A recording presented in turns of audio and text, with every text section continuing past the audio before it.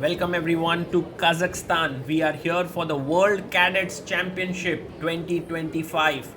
And there you see the little Sarbartho Mani shakes hands with his friend there. Wow, this is such a beautiful tournament where kids from all across the globe come and play. Sarbartho in that beautiful red outfit with India painted on the back. He is taking on Nurmukhamed Elemes from Kazakhstan.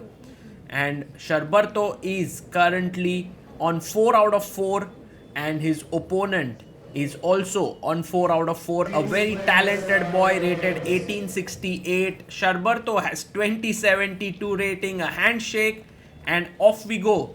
C4 played by LMS. And let's see what Sarbartho will do here. The little boy is just 10 years old. E5 played, but he came into the spotlight with his fantastic performances in age group events, and then later he also played for Team Freedom at the World Rapid and Blitz Team Championship, thanks to Grandmaster Emil Sutovsky choosing him for his team, where he got to team up with some legends. Of course, Vishy Anand was there in the team. We have the 4 knights in the English, and I think that proved to be a huge learning experience for Sarbartho. And G3 played here. He goes knight to D4, and a very interesting move, by the way, guys. If you take knight E5, queen E7 with the idea of knight F3 is very dangerous. So LMS just plays bishop G2, and Sarbartho takes the knight, bishop takes. Now notice how you actually made 3 moves: knight c6, knight d4, knight f3, to trade off your c6 knight for the f3 knight. So essentially what black is saying is that your knight on f3 was very, very important. My knight on c6, which came here, I'm ready to trade it for your knight there. So very interesting. Castles now by LMS. And c6 played by Sarbartho. He wants to push d5. Queen goes to c2, eyeing the bishop here. The bishop drops back. You also want to be careful about the bishop g5 pins. b4 played by Nurmukhamed. Good move there, gaining space. And pawn to d5, fearless Sarbartho. Bishop comes to g5, pinning here. Do we want to push the pawn forward? He goes bishop to h3, attacking the rook. Well, already this looks like a very interesting exchange sacrifice that can happen with cd, bishop f1, rook f1, cd, knight d5, and white is better. But Nurmukhamed tries to save his rook. Okay, and Sarbartho comes back. And look at his bravery. If you take here, he wants to take with the queen. Takes. He sees that f2 is hanging at the end. Wow. Great calculation there. Queen b3, putting more pressure on d5. Bishop comes to d4. And now pawn to e3, pushing the bishop away. What is Sarbartho going to do here? Well, he takes on c3, and queen takes c3 is very logical. Nurmuk takes here, queen takes c3, attacking the pawn on e5. And Sarbartho plays h6, asking the question to the bishop. He has to take bishop f6. And queen takes on f6. Now attacking the bishop on f3. Have to save it, so he goes bishop to g2. Black has a slightly more comfortable position because of the space in the center, and Sarbartho has great endgame skills. This is well known. This is something that has been spoken about. In fact, in one of the interviews with GM Emil Sutovsky, we did speak about his endgame skills being as good as an experienced player. e4 played here. Now the thing is, you could have traded, but with e4, bishop e6, now the d4 square gets weakened. So a very, very questionable decision by Nurmukhamed. Rook d4 looks good, but Sarbartho is even ready to trade queens. He goes e takes f4, and Nurmukhamed is like, Sarbartho, aren't you weakening your pawn structure?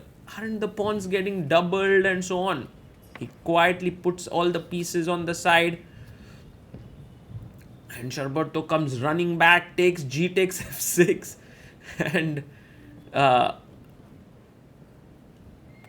now pawn takes pawn. So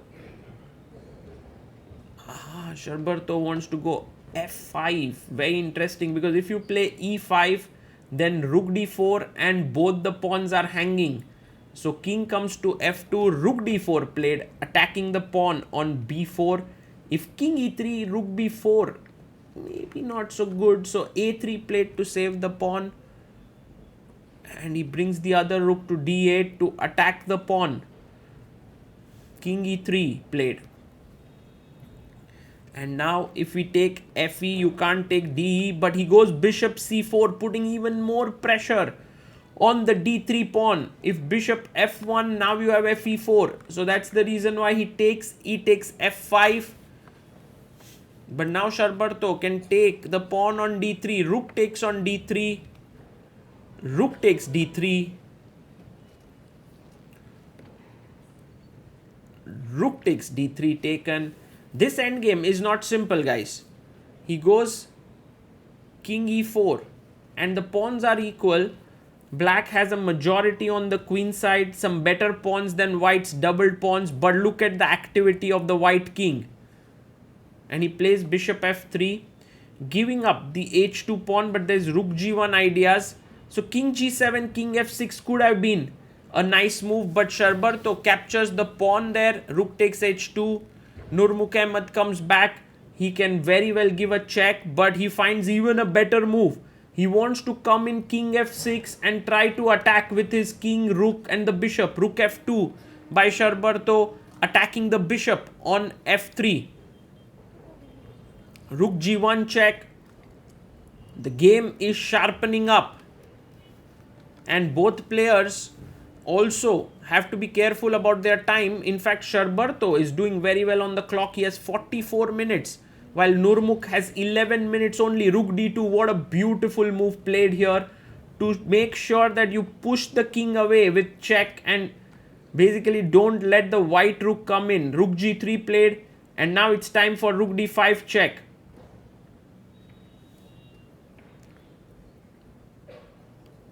Sarbartho is a pawn up and he should be winning now with this check. And finds it. Rook to d5 check.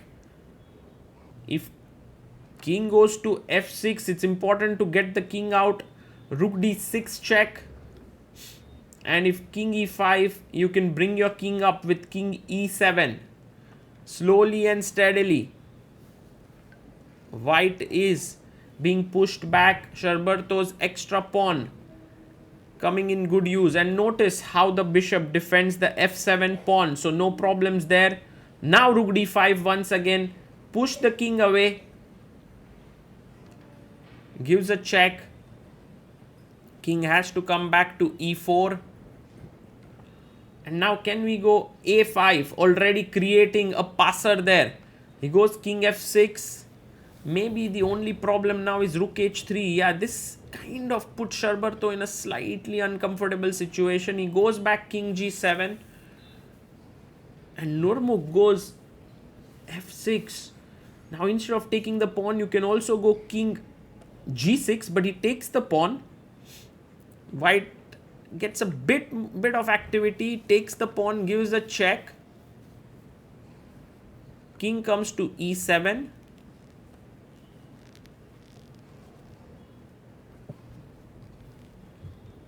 And now pawn to f5 played. Bishop d3 check given. King f4. And maybe another check. What about... Oh, king e3 just takes the bishop. Yes. So that's the point. Nurmuk goes king g5. But now there is f6 check. What a nice move. If rook f6, you have rook takes g4, picking up the rook. So king goes to h5. And now Sarbartho goes bishop c4. He's going for a mating ideas here. Rook h8.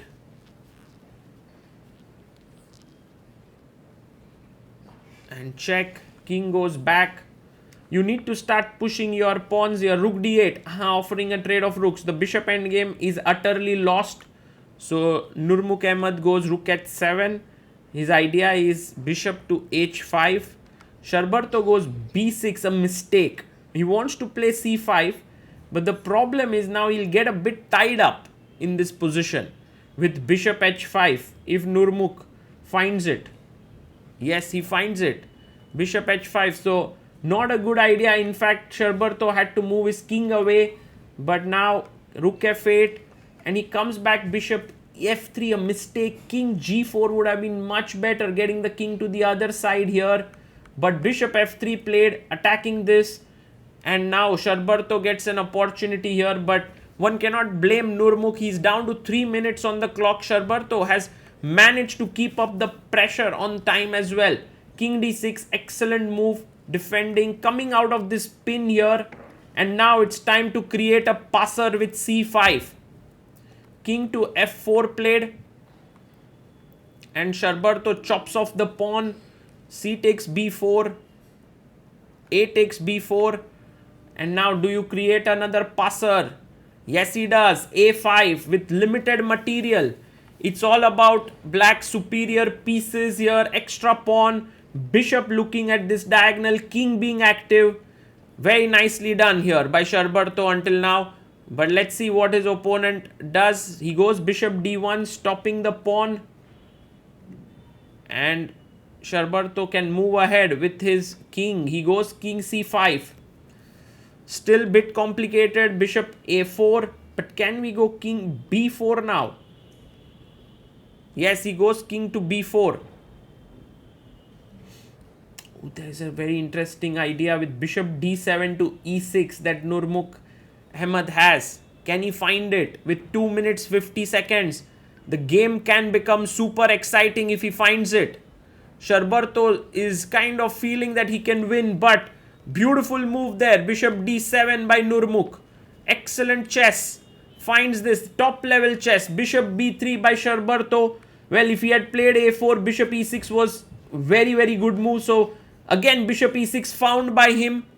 But Sarbartho goes a4.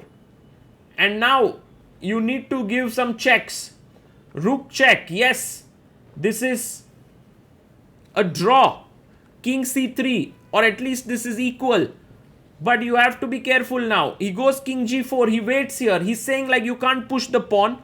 You also don't want to take it because my pawn will queen. Rook e8. Now forcing, threatening take. So rook b6. Very good defense by Nurmukh. Sarbartho goes bishop d1. He's like, I want to push my pawn now forward. King to f4. Man, what a battle between these two youngsters.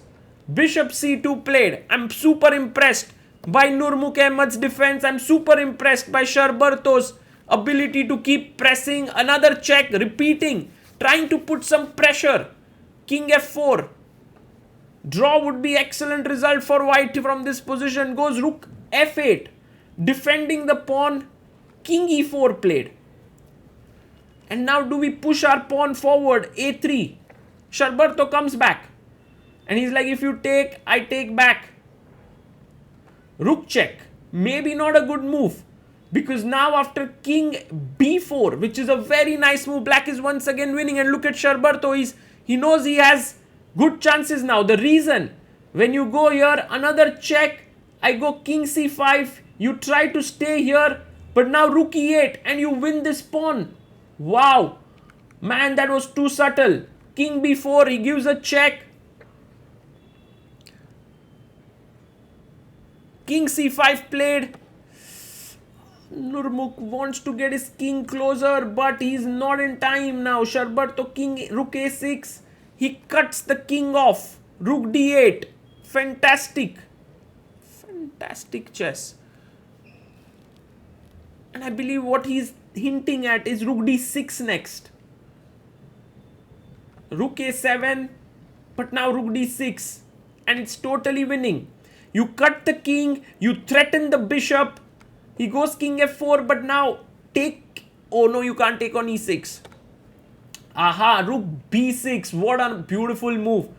Next move, king b4. He'll go king b4. Bishop e6, takes and takes. Man, this guy Sarbartho Mani is playing like Magnus in the endgame. King b4. Plays it. Blocks the check. King f4. Now take the bishop. Take the bishop on e6. And you are in time. You are 2 pawns up. Whew.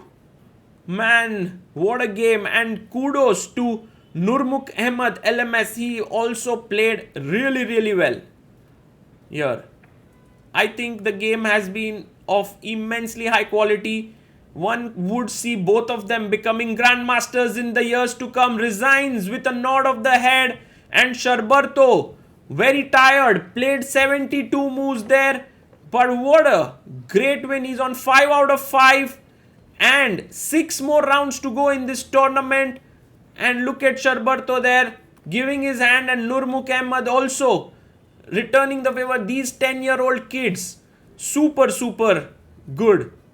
And yeah, mark both these names, Sarbartho Mani and Elemes Nurmukhamed. I thought both of them played incredibly well, and both of them deserved this. Kind of a draw would have been kind of nice, but I think in the end, Sarbartho's endgame skills triumphed.